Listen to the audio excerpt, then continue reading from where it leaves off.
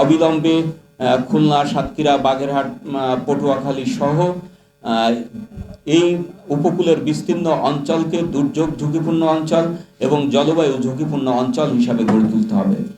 আর এই দুর্যোগ মোকাবেলায় এবং সংকট মোকাবেলায় ওই অঞ্চলের জন্য জাতীয় বাজেটে বিশেষ বরাদ্দ রাখতে হবে। আমরা বলেছি বিশ্ব ঐতিহ্য সুন্দরবন আমাদের বাংলাদেশের রক্ষা কবচ, উপকূলের রক্ষা কবচ।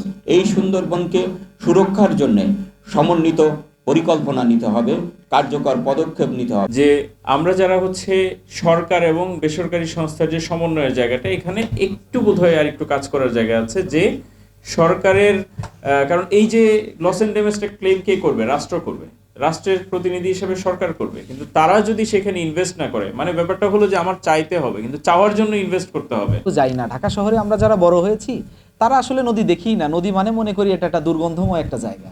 তো এই জন্য নদীর প্রতি আমার আসলে ওই ভালোবাসাটা তৈরি হয় নাই।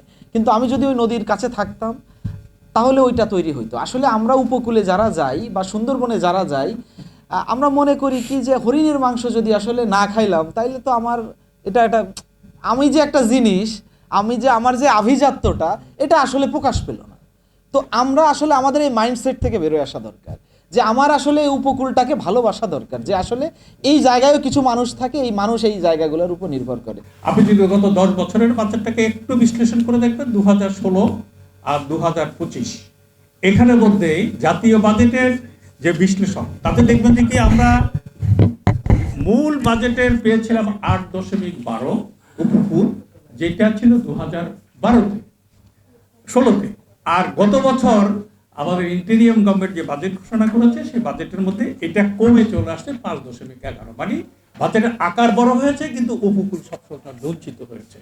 এই বঞ্চিত হওয়ার পিছনে অনেকগুলি কারণ আছে। সেটা হলো কি, উপকূলটাকে দেখতে হবে একটি রাইট বেসের মধ্যে, অধিকার দৃষ্টিভঙ্গি থেকে দেখতে হবে। এবং কিন্তু সেটাকে না দেখে উপকূলকে দেখা হয় সহায়তা অথবা রিলিফ মাইন্ডেড।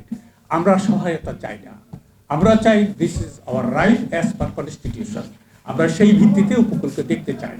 আর উপকূল হলো একটি সমৃদ্ধশালী এলাকা, এটা আপনাকে বুঝতে হবে। এটাতে কৃষি, এখানে মৎস্য, এখানে পশু এবং এখানকার মানুষ সবকিছু মিলে এটা একটি সমৃদ্ধশালী এলাকা।